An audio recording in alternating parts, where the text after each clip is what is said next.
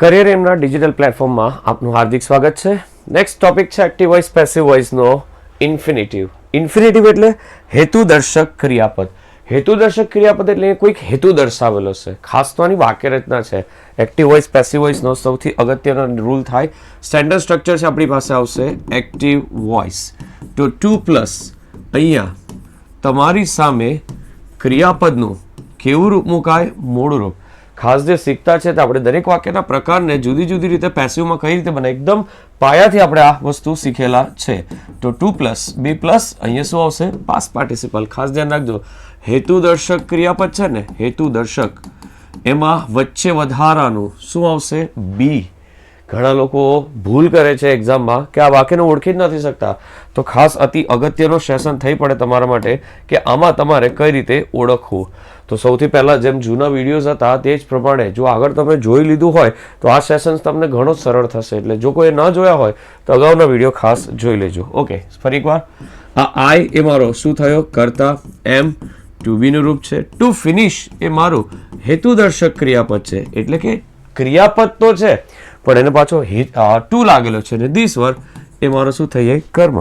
શરૂઆત જવાબ કરતા કર્મને સ્થાને, કર્મ કર્તાને સ્થાને બધાને આવડે જ છે. એટલે જવાબની શરૂઆત શેનાથી થશે? This work. હવે એમ છે એની જગ્યાએ એનું શું થઈ જાય? ઇઝ. જે બરાબર છે, વાક્ય હકાર છે એટલે કંઈ વાંધો નહીં. પણ આ જે ટુ છે તે ટુ રહેશે. પેસિવ વોઇસમાં વચ્ચે વધારાનું શું લાગે? બી. અને પાસ્ટ પાર્ટિસિપલ બોલો, ફિનિશનું શું થશે? ફિનિશ્ડ. અને કરતા કર્મને સ્થાને બાય દ્વારા. ઘણા વિદ્યાર્થીઓને આ વસ્તુ શીખતા કંટાળા હોય, પણ જો મૂળ શીખેલા છે ને તો નવું આવશે ને એમાં વાંધો આવશે નહીં. ખાસ આના પછી જે ટોપિક આવવાનો છે તે આ છે કે કરતા ન આપેલા હોય ત્યારે શું કરવું. મોટે ભાગના વિદ્યાર્થીઓ બરાબર છે આવા વાક્યથી બરાબર છે પહેલા વાક્ય પર જાય ને તો વાંધો નથી આવતો, તમે ડાયરેક્ટ જાઓ તો તકલીફ થાય. એટલે ખાસ આના પછીનો સેશન પણ આટલો જ અગત્યનો થઈ પડશે. ખાસ આ વાક્ય હકાર હતું, આપણે એનું શું બનાવ્યું? Passive voice. તદ્દન સહેલું હતું. આગળ વધીએ. નેક્સ્ટ વાક્ય છે, પહેલું વાક્ય હતું આપણું હકાર. હવે આવે છે આપણી પાસે બીજું વાક્ય. તો બીજા વાક્યમાં Madhav was two finish this work. ફરી એકવાર ઓળખવાનું તદ્દન સહેલું છે. શું કરેલું છે આમાં? તો કે માધવ કરતા છે, વોઝ ટુ બીનું રૂપ છે, ટુ ફિનિશ એ મારું શું કહેવાય? ક્રિયાપદ છે, પણ હેતુદર્શક ક્રિયાપદને શું લાગેલું છે આપણી પાસે? ટુ. ધીસ વર્ક એ મારો કર્મ છે. તો જવાબની શરૂઆત ચાલો અગેન સ્ટાર્ટિંગ વિથ પેસિવ વોઇસમાં કર્મ પહેલા આવશે. કર્મ શું છે? This work. વોઝ છે એક વચન છે તો વોઝ જ મૂકીશું. ટુ છે તો ટુ બેઠો મૂકી દેવાનો, વચ્ચે વધારાનું બી. અને ફિનિશનું શું થશે? ફિનિશ્ડ. કરતા કર્મને સ્થાને બાય દ્વારા. માધવનું શું થશે? બાય માધવ.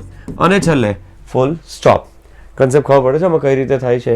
કશું નથી નવું આમાં. 2+, B+, બરાબર છે, શું આવશે? Past participle. ખાસ તમારે બરાબર છે જોતા રહેવાનું છે કે આમાં જો કાર્ડ ચેન્જ થાય છે. પહેલામાં ઇઝ હતો, અહીંયા વોઝ આવ્યો ને હવે ત્રીજું વાક્ય છે કે જેમાં આવે છે હેઝ. ભાઈ એનાથી આપણને કોઈ ફરક પડે ખરો? ના. તો જવાબ ફરી એકવાર કરતા હેઝ ટુ બીનું રૂપ, ટુ ફિનિશ ધીસ વર્ક. એકના એક જ વાક્ય છે, ખાલી કાર્ડ ચેન્જ થયેલા છે. તો ફરી એકવાર શું આવશે? This work. હેઝનું હેઝ જ લઈ લેશું. ટુનું ટુ, વચ્ચે વધારાનું બી. ફિનિશનું શું થશે? ફિનિશ્ડ. અને કરતા કર્મને સ્થાને બાય હીનું શું થશે? હિમ. જે નવું છે તે આગળ કોઈ પણ ટેન્સ આપે પણ અહીંયા ટુ આવ્યો ને એટલે આપણા માટે જવાબ તો મેઇન જ થાય. શું થશે? 2+, B+, પાસ્ટ પાર્ટિસિપલ. ખાસ ધ્યાન રાખજો આમાં જે વસ્તુ લખાય છે કઈ રીતે લખાય છે તે વધારે અગત્યનું થઈ પડે. નેક્સ્ટ ટેન્સ કોઈ ઓળખી આપશો આમાં કયો કાર્ડ છે? કોઈ ગેસ કરીને એવું લાગે તો કોમેન્ટમાં તમે લખો તો તમને પણ ખ્યાલ આવશે અને પછી હું જવાબ બોલું છું. ગેસ કરો આમાં કયો કાર્ડ આપેલો છે? ઓબ્વિયસલી જવાબ આપ્યો તમે. જેને જવાબ આપ્યો એને ખબર હશે કે આઈ કરતા છે. એમ ગોઈંગ ટુ આખો શબ્દ છે એટલે કે આ ભવિષ્યકાળ છે. ખાસ ધ્યાન રાખજો. આન્સર્સ ક્રિયાપદ છે. ધીસ ક્વેશ્ચન એ મારો શું થાય? કર્મ. કઈ ફરક નહીં પડે. ચાલો જવાબની શરૂઆત કરવાના. ફરીથી એમ ગોઈંગ ટુ છે, ખાલી ગોઈંગ હોતે ને અને ટુ આની સાથે નહીં આપે. ટુ તો આને જ લાગેલો છે પણ આખો શબ્દ શું બોલે? ભવિષ્યકાળ. ગુજરાતી કરો ને જોડે. I am going to answer this question. હું આ પ્રશ્નનો જવાબ આપવા જઈ રહ્યો છું. આપી નથી દીધો, જશે, ભવિષ્યમાં આપશે. કન્સેપ્ટ ખ્યાલ આવે છે? તો જવાબની શરૂઆત બરાબર છે સ્ટાર્ટિંગ વિથ પહેલા આગળ પછાડીથી શું આવશે? કર્મ. કર્મ શું છે? This question. થયું ધીસ ક્વેશ્ચન. હવે એમ છે તો એની જગ્યાએ શું થાય? ઇઝ. ગોઈંગનું ગોઈંગ રહે, આમાં કશું ચેન્જીસ ના થાય. ખાસ ધ્યાન રાખજો. ટુનું ટુ જે વચ્ચે ઉમેરતા છે તે બી. આન્સર્ડ પાસ્ટ પાર્ટિસિપલ શું આવશે? આન્સર્ડ. કશો ફરક નહીં પડે બરોબર છે. કરતા કર્મને સ્થાને બાય દ્વારા. બાય આઈનું શું થશે? મી. That's it. તદ્દન સહેલી વસ્તુ. ને છેલ્લે આવે છે તમારા માટે એક યુનિક વસ્તુ. યુનિક વસ્તુ શું છે કોઈ કહેશો? આમાં એક નવી રીત છે. આ પાંચમો જે વાક્ય છે ને, T is too hot to drink છે કે વાક્ય? યસ. તો એ વાક્યને મારે પેસિવ બનાવવું હોય તો ઓળખવાથી બી કંઈ ફરક નહીં પડશે. Tea is too hot to drink. આમાં કરતા નથી, આમાં ક્રિયાપદ પણ નથી, પણ આમાં હા ક્રિયાપદ છે બરાબર છે, ટુ લગાડેલો છે, પણ આમાં કર્મ પણ નથી. એટલે ખાસ બરાબર છે, આની વિશિષ્ટ રચના છે, ખાસ યાદ રાખજો.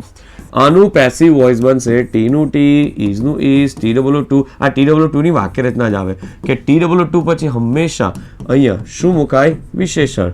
પછી હોટ નું હોટ, ટુ નું ટુ, વચ્ચે વધારાનું બી, ને ડ્રિંક નું શું થશે? Past participle drunk. ઘણા બધા છે ને આપણામાંથી ભૂલ કરીને આવે. આમાં બાકીનું બધું વાક્ય બેઠું જ રહેશે, ખાલી આ જ રીતે. આ વાક્યનું એક અપગ્રેડેશન બહુ સરસ છે. એટલે કે આ વાક્યને મારે બીજી રીતે લખવું હોય તો જરાક ચેક કરજો.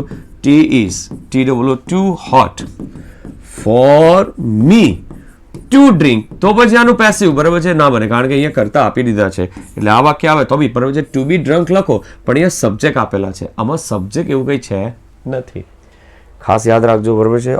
અતિ અગત્યની વસ્તુ થઈ પડ્યા. તમે જે શીખતા છો એને તમારે ખાસ કઈ રીતે થતું છે એ શીખતા રહો તો ઘણું વધારે સારું રહેશે.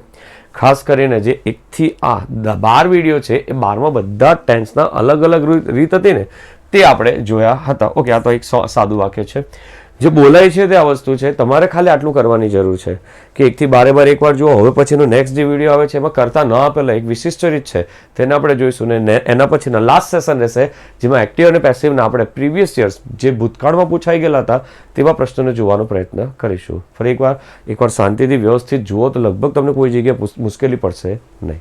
ઓકે.